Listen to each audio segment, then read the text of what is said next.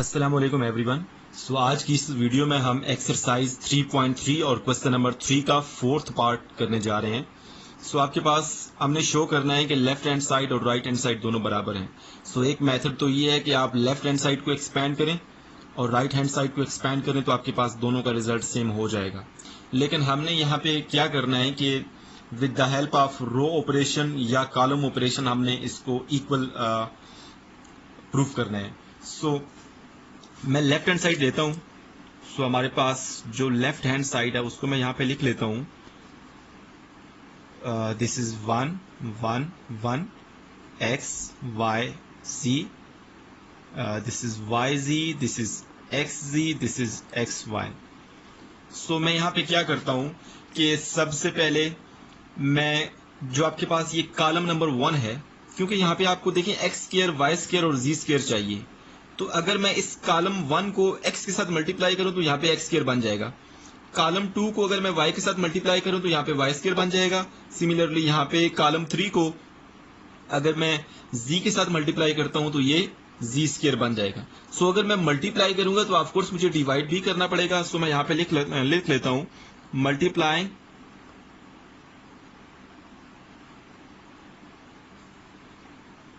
And dividing x to c1 y to c2 and z to c3। सो आपके पास जो column 1 है उसको मैं x के साथ मल्टीप्लाई और डिवाइड करता हूं, कॉलम 2 को y के साथ मल्टीप्लाई और डिवाइड करता हूं, सिमिलरली कॉलम 3 को मैं z के साथ मल्टीप्लाई और डिवाइड करता हूं। सो हम क्या करते हैं कि बाय डिवीजन कर लेते हैं और अंदर आपके पास मल्टीप्लाई कर लेते हैं। मतलब क्या हुआ देखें जरा, सबसे पहले मैंने कॉलम 1 को x के साथ मल्टीप्लाई किया, सो बाहर मैं डिवाइड कर देता हूं और यहां पर मैं मल्टीप्लाई कर लेता हूं। देखें 1 into x, this is x का square and this is x y z। Similarly column 2 को मैंने y के साथ मल्टीप्लाई करना है, सो मैं यहां पे मल्टीप्लाई कर लेता हूं और बाय डिवाइड कर देता हूं। ये 1 और y डिवाइड कर दिया। देखें यहाँ पे मैं मल्टीप्लाई करूंगा तो ये y हो जाएगा, ये y का स्क्वायर हो जाएगा और ये x y z, इसको मैंने अरेंज करके लिख दिया है। सिमिलरली हमने कॉलम 3 को z के साथ मल्टीप्लाई और डिवाइड करना है, सो बाय में डिवाइड कर देता हूं और यहाँ पर मल्टीप्लाई करूंगा तो ये z हो जाएगा, ये z स्क्वायर हो जाएगा और ये x y z। आई होप सो आपको ये स्टेप समझ आ गया है कि हमने मल्टीप्लीकेशन और डिवीजन करनी है। कॉलम 1 को x के साथ मल्टीप्लाई डिवाइड किया, कॉलम 2 को y के साथ और कॉलम 3 को z के साथ। सो अब मैं क्या करता हूं, देखिए आपके पास जो रो 3 है, जो तीसरी रो है उसमें x y z कॉमन है। सो मैं x y z को कॉमन लेता हूं। सो यहाँ पे आप बेशक लिख लें taking common x y z from R3। सो जब मैंने कॉमन लिया तो आपके पास इसको तो मैं अरेंज करके लिख सकता हूँ x y z, ये जो बाहर लिखा हुआ है। जब मैं x y z कॉमन लूंगा तो यहाँ पे x y z आ जाएगा और यहाँ पे क्या बचेगा x y z, ये तो ऐसे रहेगा, x square y square z square, ये भी ऐसे रहा, यहाँ पे 1, यहाँ पे 1, यहाँ पे 1। सो अगर आप गौर करें तो आपके पास यहाँ पे देखिए x y z, इस x y z से कैंसिल। सो हमारे पास क्या बचा जरा देखिएगा, x y z, यहाँ पे x का स्क्वायर, यहाँ पे y का स्क्वायर, यहाँ पे z का स्क्वायर, यहाँ पे 1 1 1। सो आपके पास जो हमें मैट्रिक्स चाहिए उसमें देखिए 1 1 सबसे ऊपर है और यहाँ पर हमारे पास 1 1 सबसे नीचे है। सिमिलरली x y z वहां पे दरमियान में है और यहाँ पे देखें यहाँ पे दरमियान में है और यहाँ पे हमारे पास जो है वो देखें ऊपर है। सो अब हमने रोज को इंटरचेंज करना है। सो इस एक्सरसाइज में मैंने आपको बताया था कि जब भी हम किसी रो या किसी कॉलम को दूसरे रो या कॉलम से इंटरचेंज करेंगे तो साइन जो है वो माइनस का आएगा। सो सबसे पहले मैं क्या करता हूं, इंटरचेंज R2 बाय R3। मैंने आपके पास ये जो दूसरी रो है इसको तीसरी रो से इंटरचेंज किया। जब मैं इंटरचेंज करूंगा तो पहली रो तो वैसे ही रही, यहाँ पे 1, यहाँ पे 1, यहाँ पे 1 आ गया और सिमिलरली ये x के नीचे चला गया, y स्क्वायर और z स्क्वायर। बेसिकली आपके पास जो R2 है और R3 है वो इंटरचेंज हो जाएंगी तो बाय माइनस का साइन आ जाएगा। अब हमने क्या करना है, अब हमें अगर हम गौर करें अपनी राइट हैंड साइड पे तो एक्स वाई जी दरमियान में चाहिए, तो हम क्या करते हैं कि ये R1 और R2 जो है इसको इंटरचेंज करते हैं।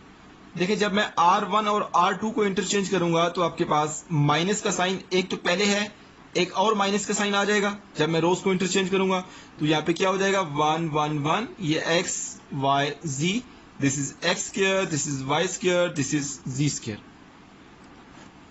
देखिए ये माइनस माइनस ये तो प्लस हो गया, और ये आपके पास जो बाकी बचता है ये आपके पास बेसिकली राइट हैंड साइड है, ये देखें आप। सो इस तरह से हमने with the help of row operation and column operation हमने अपने इस गिवन जो फोर्थ पार्ट है क्वेश्चन नंबर 3 का उसको हमने सॉल्व किया है। सो अभी हम कुछ और पार्ट्स भी सॉल्व करते हैं। सो अब जरा पार्ट नंबर 5 देखें। इसमें हमने लेफ्ट हैंड साइड को राइट हैंड साइड के इक्वल प्रूव करना है। ये आपके पास लेफ्ट हैंड साइड पे एक 3x3 डिटर्मिनेंट मैट्रिक्स है। सो एक मेथड तो ये है कि आप इसको एक्सपैंड करें तो आपके पास 4abc आ जाएगा। डायरेक्ट एक्सपैंड करेंगे तो ऑफकोर्स काफी लेंथी होगा। सो हम इसकी कुछ एंट्रीज को 0 बना लेते हैं विद द हेल्प ऑफ रो या कॉलम ऑपरेशन। सो सबसे पहले तो मैं यहाँ पे लेफ्ट हैंड साइड लेता हूँ, जरा देखिएगा। b plus C a, this is bc, c plus a, this is c, this is b, a plus b। So सबसे पहले मैं क्या करता हूँ कि आपके पास ये जो R2 और R3 है इन दोनों को मैं ऐड करता हूं। तो यहाँ पे ऑपरेशन में क्या लिखूंगा जरा देखिएगा। ऑपरेशन यहाँ पे b प्लस सी a, ये तो ऐसे रहा। ऑपरेशन क्या लिखूंगा R2 प्लस R3, मतलब चेंज किस में आएगा R2 में आएगा क्योंकि हमने इसको पहले लिखा हुआ है। सो b प्लस सी इनको आप डायरेक्ट ऐड करते हैं, b प्लस सी हो जाएगा, c प्लस a प्लस सी तो ये 2c प्लस a हो जाएगा, b plus a plus b तो ये आपके पास 2b प्लस a हो जाएगा, और आपके पास जो R3 है वो वैसी ही रहेगी। अब हम क्या करते हैं, ये आपके पास b प्लस सी, ये भी b प्लस सी। सो अब मैंने क्योंकि कुछ एलिमेंट्स को 0 बनाना है तो मैं R1 माइनस R2 कर देता हूं। देखें b plus C minus b plus सी तो ये कैंसिल होकर 0 आ जाएगा। सो यहाँ पे मैं कुछ एलिमेंट्स को 0 बनाना चाह रहा हूं, तो यहाँ पे मैं ऑपरेशन क्या लिखूंगा जरा देखिएगा। R1 माइनस R2, चेंज किस में आएगा R1 में आएगा क्योंकि हमने इसको पहले लिखा हुआ है। सो बाकी जो दो रोज हैं उसको मैं ऐसे ही लिख लेता हूँ, b plus C, 2c plus a, this is 2b plus a, this is c and a plus b। अब जरा पहली रो देखिए किस तरह लिखता हूं मैं। ये b प्लस सी है माइनस b प्लस सी तो ये 0 हो जाएगा। a minus 2c minus a तो a से कैंसिल हो जाएगा और यहाँ पे हमारे पास माइनस 2c बच जाएगा। Similarly a minus 2b minus a तो ये आपके पास माइनस 2b बच गया। सो इस तरह से हमारे पास एक एंट्री जो है वो 0 हो गई है। अच्छा, अब हम क्या करते हैं कि यहाँ पे हमने जो R2 प्लस R3 किया था, यहाँ पर हम R2 माइनस R3 करते हैं ताकि आपके पास ये जो R2 में जो एलिमेंट्स हैं वो ज्यादा सिंप्लीफाइड फॉर्म में हो जाए। सो उसके लिए मैं यहाँ पे ऑपरेशन कौन सा लिखूंगा जरा देखिएगा, क्योंकि मैं R2 में चेंज लाना चाह रहा हूं। सो R2 को पहले लिखूंगा R2 माइनस R3। सो हमारे पास पहली रो वैसे ही रहेगी। सो आपके पास जो तीसरी रो है वो भी वैसे ही रहेगी। So b plus C minus C, इस ऑपरेशन को यूज करना है R2 minus R3। b plus C minus C तो यहाँ पे b बच जाएगा, 2c plus a minus C तो आपके पास c प्लस a बच जाएगा, 2b plus a minus a minus b तो आपके पास यहाँ पे सिंपल b बच जाएगा। सो अब हम क्या करते हैं, सो अब हम इस 3x3 डिटर्मिनेंट मैट्रिक्स को एक्सपैंड करते हैं with the help of R1। सो मैं यहाँ पे लिख देता हूँ एक्सपैंड बाय R1। सो R1 के जरिए जब मैं एक्सपैंड करूंगा तो R1 का पहला एलिमेंट जो है वो 0 है। देखें इसको 0 लिखता हूँ, 0 जिस कॉलम में है और जिस रो में है उसको आप छोड़ दें। देखें इस पहली रो को छोड़ दें और पहले कॉलम को छोड़ दें, बाकी क्या बचा c plus a, c b, a plus b। अब दूसरा नंबर हमने माइनस के साथ लेना है, तो माइनस और साथ जो नंबर है वो लिखिए आप ब्रैकेट में माइनस 2c। ये माइनस 2c दूसरे कॉलम में है और पहली रो में, इसको आप डिलीट कर दें, बाकी क्या बचा bc, ba plus b। Similarly last वाला नंबर हमने प्लस के साथ लेना है, प्लस माइनस 2b। ये थर्ड कॉलम और ये फर्स्ट रो, इसको आप डिलीट कर दें, बाकी आपके पास bc, c और यहाँ पे c प्लस a आ जाएगा। सो इस तरह से हमने R1 के जरिए इसको एक्सपेंड कर दिया। अब अगर आप गौर करें तो देखिए ये आपके पास यहां से इस 2x2 मैट्रिक्स से हमें कुछ भी मिले, जब वो 0 के साथ मल्टीप्लाई हो जाएगा तो वो 0 हो जाएगा। अब हम इन दो जो आपके पास जो 2x2 मैट्रिक्स हैं इनको हम डील करते हैं। सो जरा नेक्स्ट पेज पे देखें। यहाँ पर हमारे पास जो पहली टर्म है वो तो 0 होगी, उसको मैं यहाँ पे मेंशन कर देता हूँ, दिस इज 0। ये माइनस माइनस प्लस हो जाएगा तो यहाँ पे प्लस 2c आ गया। और इस 2x2 मैट्रिक्स का जो डिटर्मिनेंट है वो हमें पता है कैसे फाइंड करते हैं। इस b को इस a प्लस बी से मल्टीप्लाई करें तो ab प्लस बी स्क्वायर, दरमियान में माइनस आएगा, b को c से मल्टीप्लाई करें तो ये bc बन गया।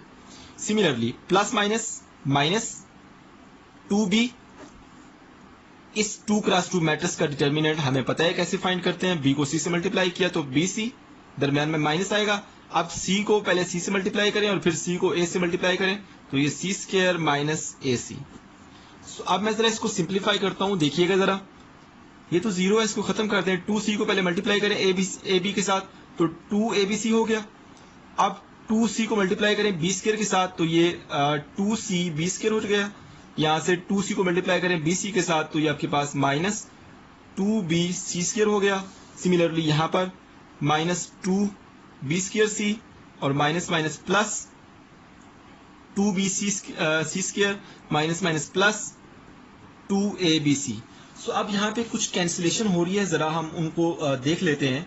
देखिए यहाँ पे देखिए 2b square c minus plus क्या है और ये माइनस क्या है, ये कैंसिल, सेम टर्म है ऑपोजिट साइन के साथ। सिमिलरली यहाँ पे 2bc स्क्वायर माइनस क्या है और ये प्लस क्या है, ये भी कैंसिल।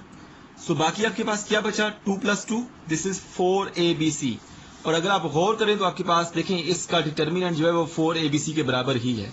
सो इस तरह से हमने प्रूव कर दिया, ये आपके पास राइट हैंड साइड के बराबर है, हैंस प्रूव दैट।